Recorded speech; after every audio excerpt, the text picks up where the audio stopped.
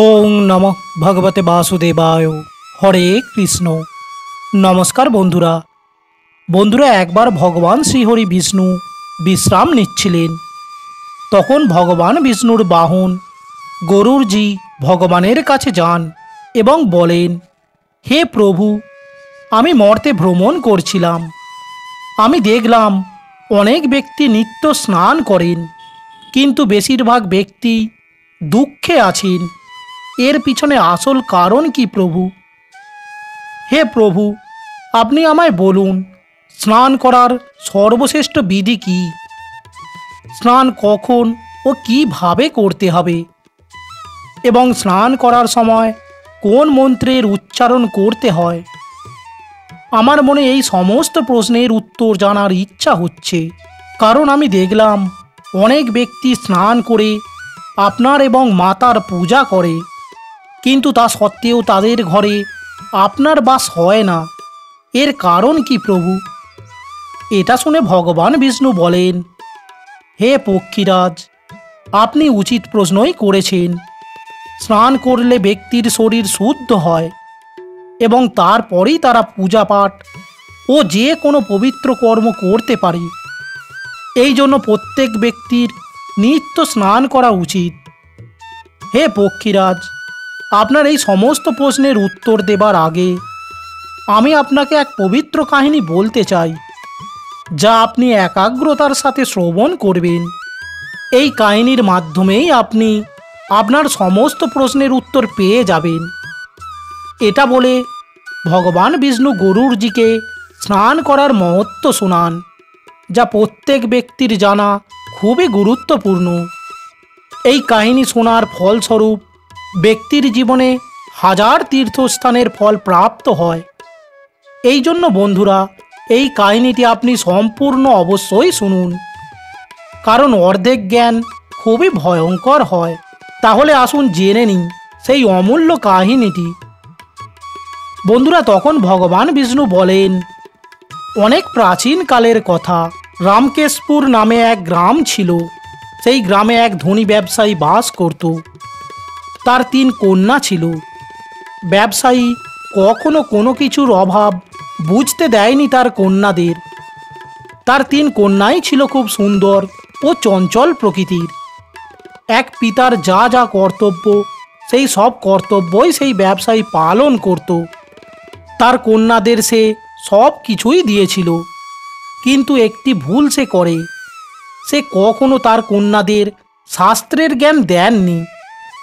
জীবনে সব কিছু পেয়েও সেই 3 কন্যার জীবন অসম্পূর্ণ ছিল, কারণ শাস্ত্রজ্ঞান ছাড়া কোনো মানুষই সম্পূর্ণ হয় না। পয়সা, ধনসম্পদ, রূপ থাকা সত্ত্বেও সেই কন্যাদের কাছে সেটা ছিল না, যেটা প্রত্যেক স্ত্রীর কাছে থাকা দরকার। তারপর যখন সেই 3 কন্যা বড় হলো, তখন সেই ব্যবসায়ী তার 3 কন্যাকেই ভালো ঘরে বিবাহ দিল। 3 কন্যার স্বামী ছিল বড় ব্যবসায়ী। তারা বিবাহের পর নিজ নিজ শ্বশুরবাড়ি চলে যায় এবং তারা শ্বশুরবাড়িতে খুবই আনন্দের সাথে থাকতে লাগলো এবং সেখানে তারা মান সম্মান ও মর্যাদাও পেল। এই সব কিছু পাওয়ার পর তারা প্রতিদিন সকালে দেরি করে ঘুম থেকে উঠত, অনেক দেরি করে স্নান করত, কখনো কখনো স্নান না করেই অন্ন গ্রহণ করত এবং প্রত্যহ পূজা পাঠও করত না। তাদের শ্বশুরবাড়ির লোক অনেক মানা করা সত্ত্বেও তারা কারোর কথা শোনে না এবং নিজের ইচ্ছা মতো সব কিছু করত। কিছুদিন এইভাবে চলার পর তাদের সংসারে সমস্যা বাড়তে থাকে এবং 3 জনের স্বামীকেই ব্যবসায় বিশাল লোকসানের মুখোমুখি হতে হয়। এইভাবে ধীরে ধীরে তাদের ব্যবসায় ক্ষতি হতে থাকে এবং তারা ঋণ নিয়ে ব্যবসা চালানোর চেষ্টা করে, কিন্তু কিছুই ফল হচ্ছিল না। তাদের সমস্ত ব্যবসায় লস হচ্ছিল। এই ঘটনা ঘটতে শুরু হয় ওই 3 কন্যার তাদের গৃহে আসার পর থেকে। এইভাবে কিছুদিন যাবার পর তাদের নিজের ঘরবাড়ি সর্বস্ব বিক্রি করতে হয় এবং একটি ঝুপড়িতে এসে বসবাস করতে থাকে। তখন সেই 3 কন্যা সেই ঝুপড়িতে থাকতে পারছিল না, ফলে তারা পিতার গৃহে চলে আসে। তখন তার পিতা কিছুই বুঝতে পারছিল না তার 3 কন্যার কেন এই পরিণতি হলো। এইভাবে কিছুদিন যাবার পর ব্যবসায়ীটির গ্রামে এক জ্ঞানী সন্ন্যাসী আসেন এবং ব্যবসায়ীটি তা জানতে পেরে তার কাছে যায় এবং গিয়ে সমস্ত ঘটনা সন্ন্যাসীকে বলে। তখন সন্ন্যাসীটি দিব্য বলে দেখতে পায় এবং তার 3 কন্যার সমস্ত ঘটনা বুঝতে পারেন। সন্ন্যাসী দেখেন সেই 3 কন্যার চারিপাশে নেতিবাচক শক্তি তাদের ঘিরে আছে এবং যেখানেই সেই 3 কন্যা যেত, নেতিবাচক শক্তিও তার সাথে সাথেই যেত। তখন সন্ন্যাসী ব্যবসায়ীকে বলেন, আপনার কন্যাদের আচার আচরণের জন্য তাদের চারিপাশে নেতিবাচক শক্তি ঘিরে আছে। এই জন্য তারা যেখানেই যাচ্ছে সেখানে শুধুই দুঃখ ও কষ্ট ভোগ করতে হচ্ছে। আপনার 3 কন্যা অত্যন্ত অলস, তারা দেরি করে ঘুম থেকে ওঠে, দেরি করে স্নান করে, আবার স্নান না করেই ভোজন করে। এই জন্য ওদের জীবনে এই ধরনের সংকট আসছে। তারপর সেই সন্ন্যাসীটি সেই ব্যক্তিকে অত্যন্ত গুরুত্বপূর্ণ জ্ঞান প্রদান করেন আর সেটা প্রত্যহ পালন করার জন্য বলেন। তারপর ভগবান বিষ্ণু বলেন, হে পক্ষীরাজ, স্নান 4 প্রকার হয়ে থাকে: ব্রহ্ম স্নান, দেব স্নান, মানব স্নান ও দানব স্নান। এই 4 প্রকার স্নান সময় অনুযায়ী ভাগ করা হয়েছে। শাস্ত্র অনুযায়ী ব্রহ্ম মুহূর্তে স্নানকে সর্বশ্রেষ্ঠ বলে মানা হয়। ব্রহ্ম মুহূর্ত হল রাত্রের শেষ মুহূর্ত এবং সকাল হবার 1.5 থেকে 2 ঘন্টার আগের মুহূর্তকে বলে, অর্থাৎ ভোর 4টে থেকে 5:30 মিনিটের মধ্যে। এই সময়কে দিনের সর্বশ্রেষ্ঠ মানা হয়, কারণ এই সময় পরিবেশে এক চমৎকারী ঊর্জা থাকে। এই সময় হলো দেবতাদের সময়। এই সময় স্নান করে সূর্য দেবতাকে জল প্রদান করলে জীবনে সুখ শান্তি বিরাজ থাকে এবং সারাদিন মন ও শরীরের মধ্যে থাকে এক ইতিবাচক শক্তি। আর এই ব্রহ্ম স্নান করলে ব্যক্তির শরীরে বিভিন্ন প্রকার রোগ থেকে ব্যক্তি দূরে থাকে ও শরীর সুস্থ থাকে। দ্বিতীয়ত হলো দেব স্নান। সকাল 5টা থেকে 6টার মধ্যে স্নানকে দেব স্নান বলা হয়। সমস্ত পবিত্র নদীর স্মরণ করে এই সময় স্নান করলে সেই স্নানকে শ্রেষ্ঠ মানা হয়। এই সময় স্নান করলে মানুষের শরীরে এক ইতিবাচক শক্তির প্রভাব পড়ে এবং নেতিবাচক শক্তি ও খারাপ শক্তি মানুষের শরীর থেকে দূরে চলে যায়। তাই এই সময় দেব স্নান করলে শরীর ও মন দুই শুদ্ধ হয়ে যায়। এই সময় স্নান করলে ধন সম্পত্তি বৃদ্ধি পায় এবং সংসারে ফিরে আসে সুখ ও শান্তি। ও খুব সকালে যখন তারা দেখা যায় তখন স্নান করাকে ঋষি স্নান বলা হয়। এটাকে শ্রেষ্ঠ স্নান বলা হয়। এই সময় স্নান করলে মানসিক শান্তি পাওয়া যায়। তৃতীয়ত হলো মানব স্নান।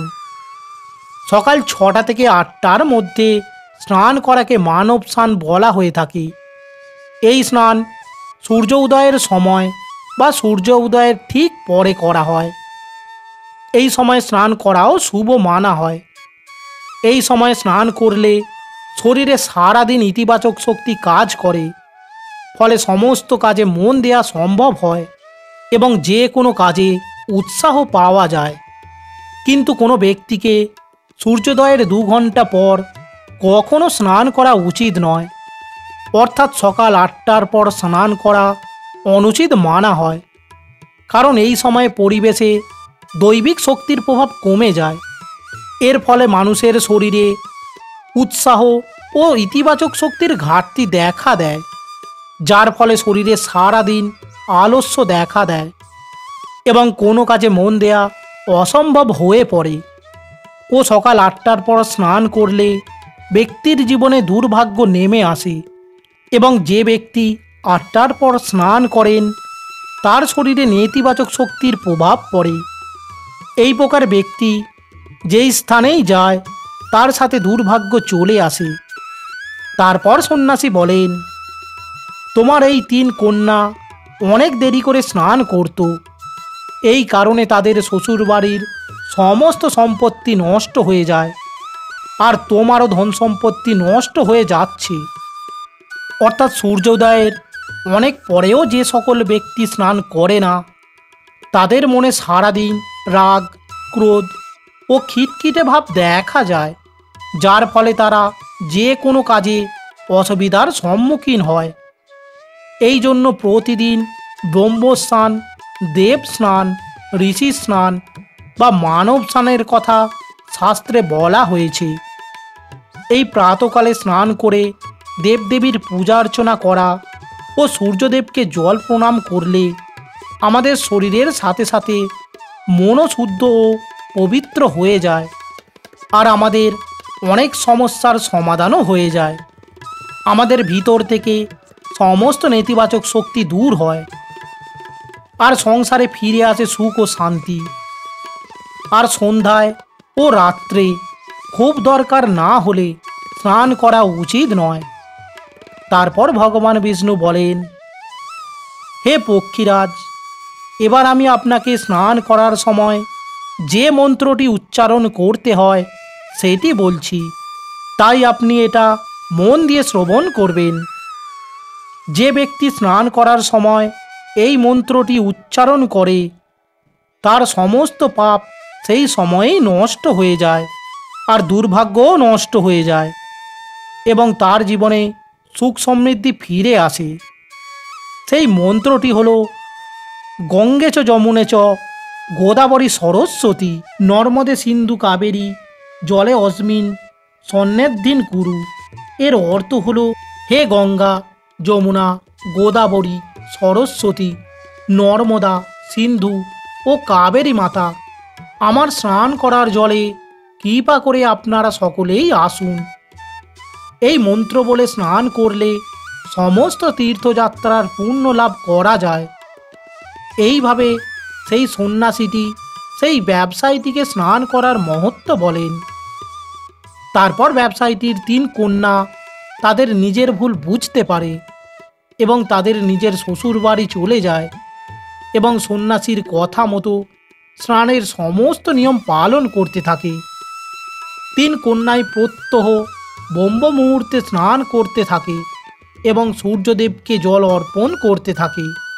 সকালে স্নান করার ফলে তাদের শরীর পবিত্র হয়ে ওঠে, আর তাদের মধ্যে থাকা সমস্ত নেতিবাচক শক্তিও নষ্ট হয়ে যায়, এবং ধীরে ধীরে তাদের স্বামীর ব্যবসাও ভালো চলতে থাকে, এবং যা যা তারা হারিয়েছিল আবার সব তারা ফিরে পায়।